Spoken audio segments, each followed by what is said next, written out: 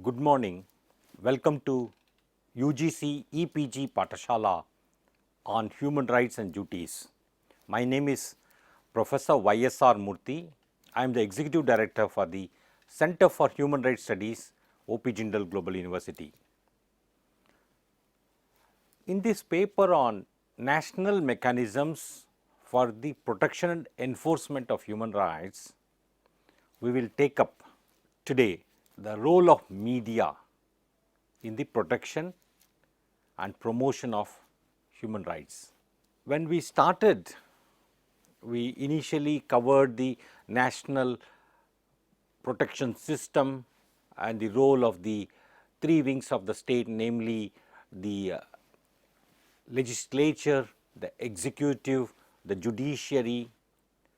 The media is regarded as the fourth estate, is a powerful pillar, and it has a key role in the protection and promotion of human rights, and it is part of what is called civil society. And we have already covered the work of certain mechanisms like a National Human Rights Commission, the National Commission for Women, Minorities, Scheduled Castes, Scheduled Tribes, and also the Office of the Chief Commissioner for Persons with Disabilities, or the Central Information Commission. And now let us take up the role of media. At the end of this module, you will understand the role of media in the protection and promotion of human rights, and also understand the ways in which media impacts human rights. The media has a very important role in the protection and promotion of human rights. It exposes human rights violations and provides a platform for various voices to be heard in the public discourse. The communications revolution and convergence of ICT technologies have made it a very powerful and potent force. Today, 24/7 TV channels bring into our bedrooms and drawing rooms developments across the globe. The news media has accelerated beyond imagination the sharing of information on a real-time basis without any frontiers. In fact, media is regarded as the fourth estate in a democracy, complementing the efforts of other three wings of the state, namely the executive, legislature, and judiciary. In the earlier modules, we have already seen the role of these three wings of the state with regard to protection and promotion of human rights. In this module, we take up the role of media. When we speak of media, we often encounter distinctions like print, electronic media. Of course, in ancient times, the oral tradition, interpersonal communication, folk songs and music, which came under the umbrella of traditional media, were used. In recent times, Facebook, YouTube, mobile SMS, Twitter, Instagram have revolutionized the way information is shared and accessed by people. About 25 years back, people relied on radio and television and newspapers. These days, digital technology and social media are threatening to shake the earlier modes of communication. In a democratic society, media has a multifaceted and a critical role, which includes, among other things, defending democracy and democratic values, changing mindsets and entrenched attitudes, shaping ideas, public opinion and attitudes, acting as an instrument of social change, foster understanding between communities and social groups, to act as a watchdog and to act as a key instrument against the tyranny of authority, bigotry and sectarianism, ideologies of extremism, communalism, hate and disaffection. The aim of journalism is not to please those that hold power or to function as a mouthpieces for various governments. Journalists report, journalists investigate, journalists analyze and they inform the country about politics, religion, celebrities, the arts, sports, revolutions and wars. They entertain and generally supply information to the masses. However, the most significant of all, they are termed as public watchdogs. This role is key factor for the efficient functioning of a democracy. Free media and freedom of knowledge and expression are a core component of any functioning democracy. Freedom of the media is additionally essential for the protection of all human rights. Now, let us look at investigative journalism. You all heard of Bhagalpur blindings. Media is a key ally in the task of protection and promotion of human rights. It exposes human rights violations and seeks justice. For instance, in Bhagalpur blindings case, it was the investigative reporting by the Indian Express which exposed police high-handedness, which exposed police atrocities and it led to the filing of a public interest litigation in the Supreme Court of India. Media reporting led to public outcry about this cruel, barbaric, inhuman treatment meted out to the detainees. Eventually, the perpetrators of these heinous violations have been punished by the courts. This incident gave a big fillip to the genre of investigative reporting. In 1980s and beyond, this reporting took place. In another significant instance, a fearless journalist exposed flesh trade and trafficking of minor girls into prostitution, which again led to public outcry and demands for action against perpetrators.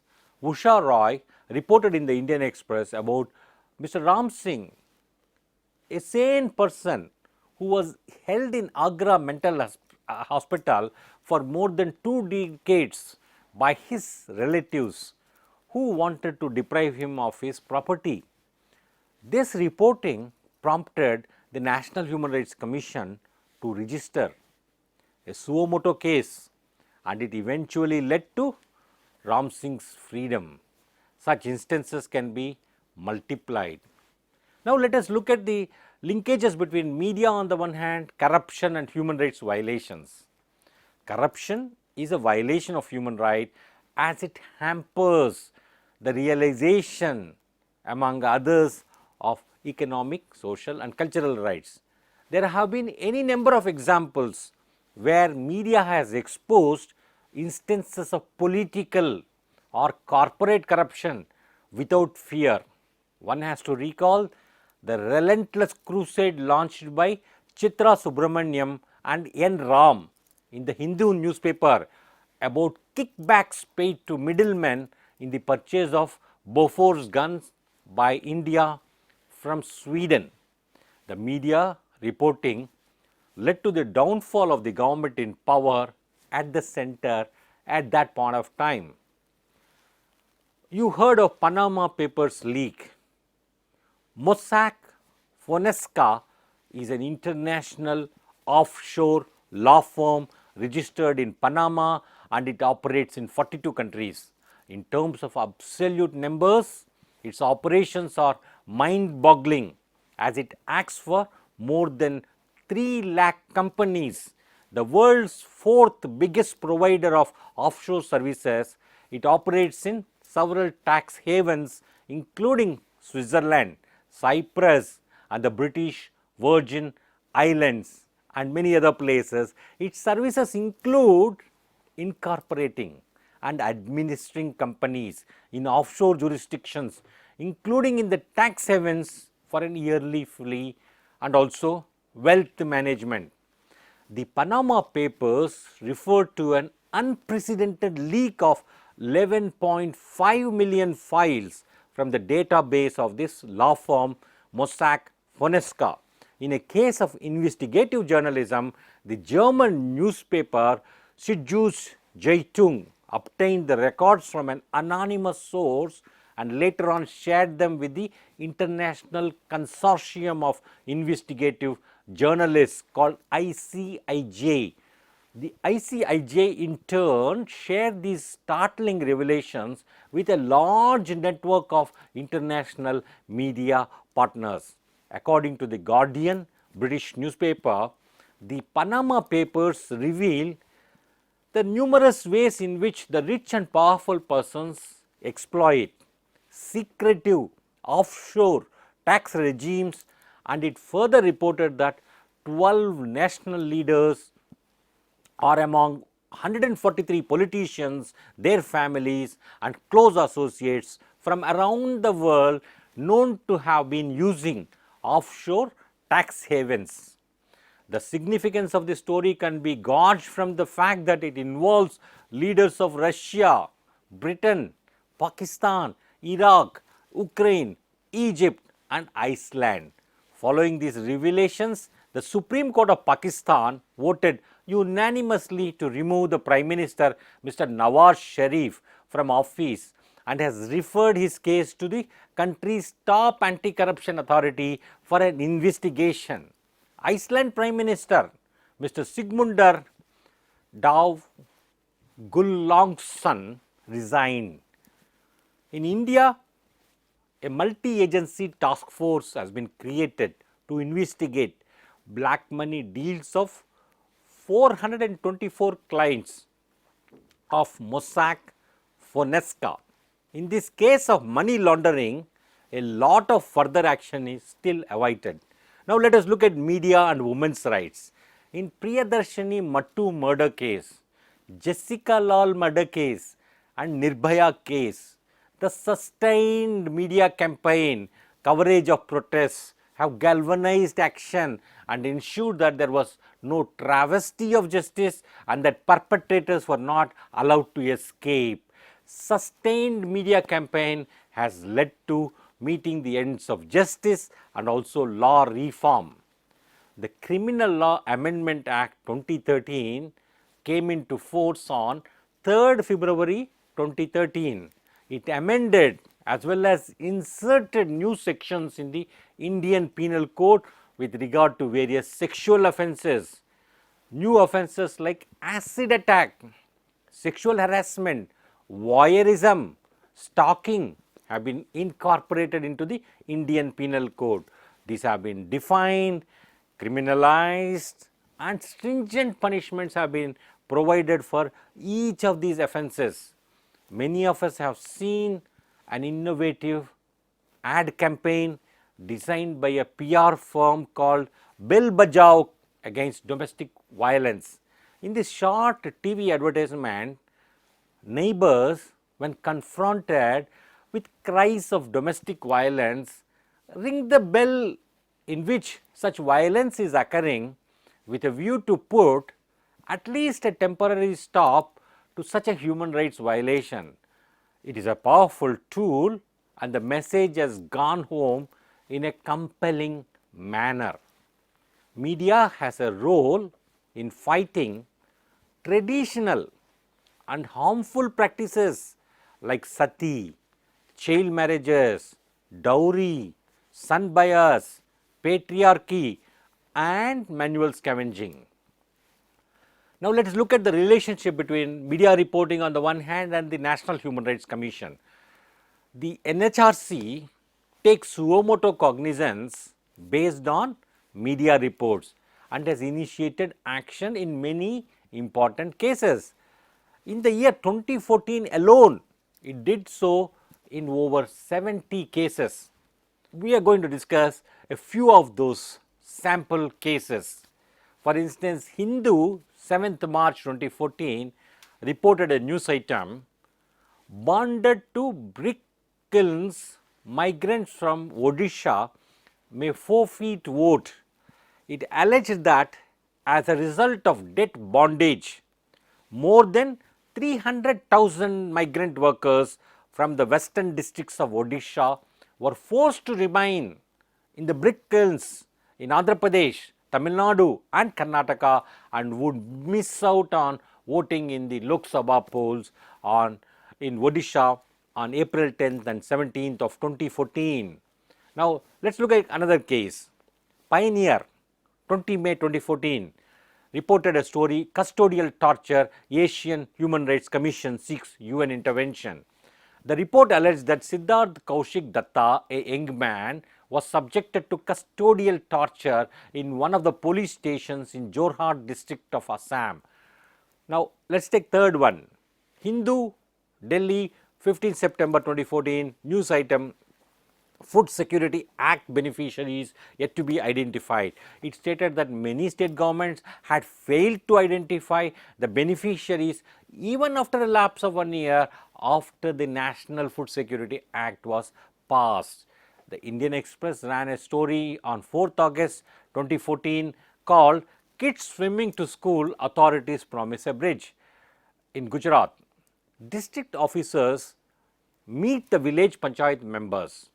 The media report stated that about 125 students of Chota Udaipur, Gujarat, swim across the Hiran river to get to their government school in Uttawadi village in Tilakwada Taluka of Narmada district. The villagers had been requesting for the construction of a bridge over the river for a very long time, but in vain.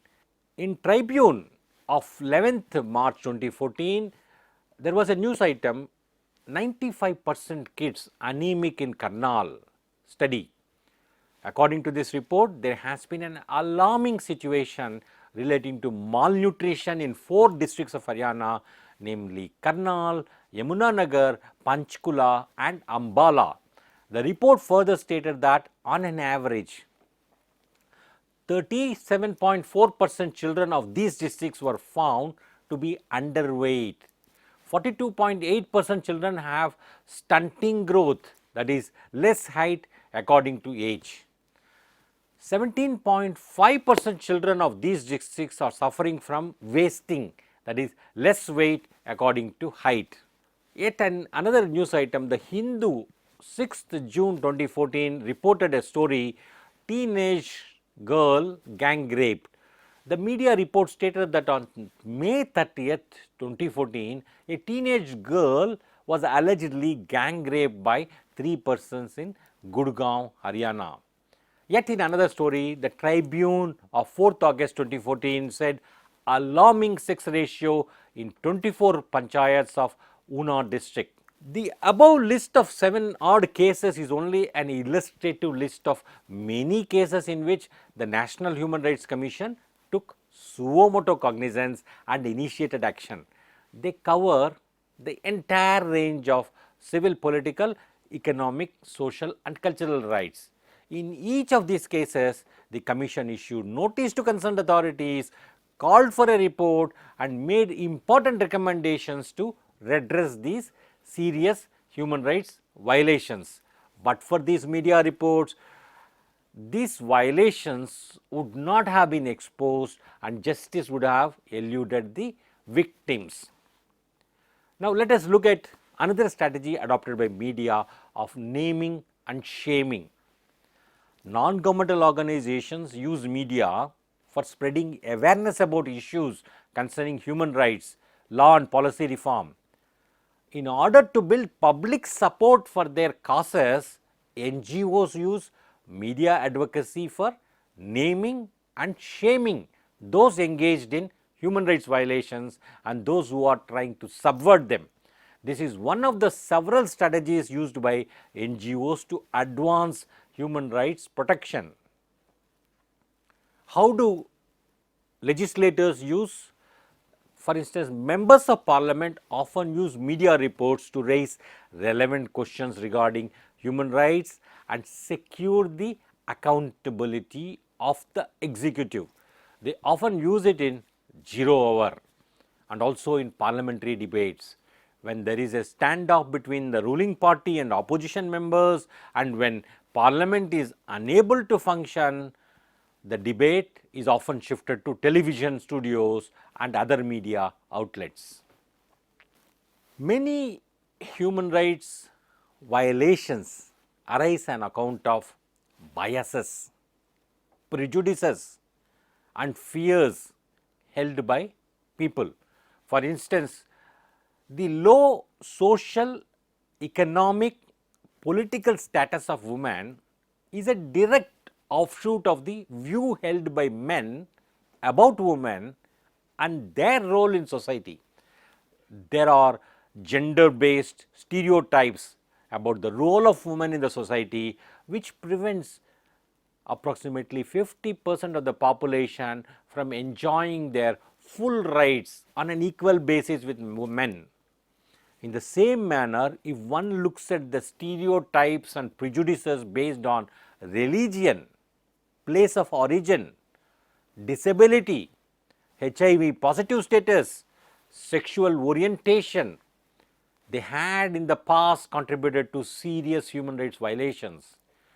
Caste-based discrimination and atrocities on scheduled castes and other backward castes by the so-called upper castes also spring from entrenched belief held by one section against the other. In this context, media has a strong role and in ensuring that there is no breeding ground for myths, biases, prejudices about persons belonging to any community. If used in the right way, media can act as a bridge between communities, foment harmony and build the alliance of civilizations and take societies out of conflicts based on identity politics or an account of other facts.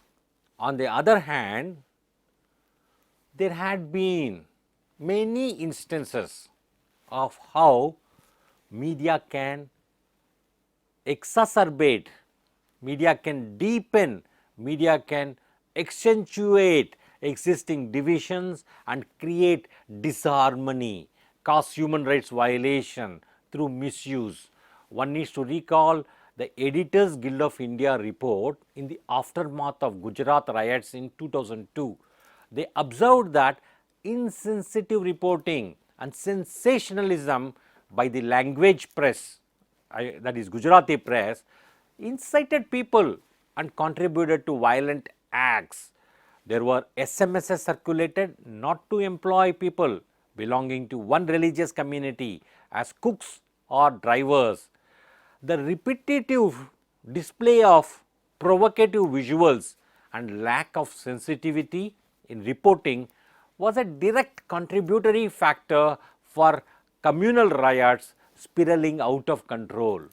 Sandesh and Samachar carried large poster type headlines, exaggeration, lack of verification and sourcing, misleading headlines, captions for photos, all of which contributed to sensationalism and magnification of violence. Mobiles were used to direct mobs, emails were sent to spread information and misinformation. There were attacks on persons belonging to Northeast in Bangalore a few years back.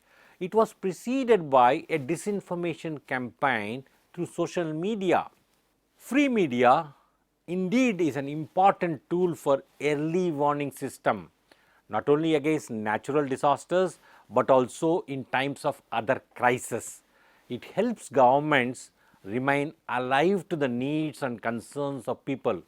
For instance, Nobel laureate Amartya Sen in his Democracy as a Universal Value observed as follows, and I quote, "Famines are easy to prevent if there is a serious effort to do so, and a democratic government facing elections and criticisms from opposition parties and independent newspapers cannot help but make such an effort." Not surprisingly, while India continued to have famines under British rule, right up to independence, they disappeared suddenly with the establishment of a multi-party democracy and a free press, unquote. Now let me turn to rural investigative reporting. P. Sainath created a niche for himself with a new genre of rural investigative reporting. He covered, among other areas, starvation deaths in Orissa, drought relief, agrarian distress, rural debt, right to livelihood, situations of Dalits and practice of untouchability. As the formal rural affairs editor of the Hindu, he ran a series of articles on these matters and is the 2007 winner of the prestigious Raman Magsaysay Award for Journalism, Literature and Creative Communications Arts. He was given the award for his passionate commitment as a journalist to restore the rural poor to India's national consciousness. He was also the first reporter in the world to win Amnesty International's Global Human Rights Journalism Prize in its inaugural year in 2000. He won many other awards and honors for his work. Sainath's book, Everybody Loves a Good Drought, won many honors, accolades. In the late 90s, Nikhil Chakrabarti, one of the finest and senior most editors, described Sainath's work as the conscience of the Indian nation. What are the negative side of the media? Today one finds there is a predominance of politics, cricket, crime, cinema and fashion news in the mainstream media outlets. Entertainment or infotainment often masquerades as news. Hardly 25% of the national news bulletins are about health, education, development, welfare, environment, etc. There's 1/3 of the coverage is about politicians and party politics, says Center for Media Studies. So all this give rise to some human rights imperatives. Media must give voice to the voiceless and the silent victims. Media must play a constructive role in moderation, consensus building rather than sharpen disagreements. Media must articulate liberal values, empower liberalism. Media, even as media campaigns for justice in Jessica Lal, Priyadarshini Mattu case, commentators say that there are major exclusions based on class and caste. This kind of campaign needs to be extended to very poor sections that never gets access to justice, which rights of hawkers, slum and pavement dwellers or even Dalits. Media that way has a lot of ground to cover. Portrayal of women in the media, stereotypes, gender biases are a cause of concern. Adequate space to women's views and problems is not there. So who makes the news is a question which is a need for a critical reflection. When it comes to reflecting women's viewpoints, women's perspectives on the world, the mirror has a very large and enduring black spot, says a report of the Global Media Monitoring Project in 2005. So there is a need for introspection within media, there is a need for a debate within, there is a need for a self-regulatory mechanisms, greater professionalism. We can think of awards as one of the solutions, like increasing the media ethics, accreditation of media training schools, professional codes of conduct can also help. In conclusion, media has great power to expose human rights violations and secure justice and dignity. If used properly, it can be a significant ally in the task of protection and promotion of human rights. It can also be used to spread hatred, disaffection, incite communal violence, or perpetuate stereotypes about the role of women, minorities, and other vulnerable sections in the society. Thank you.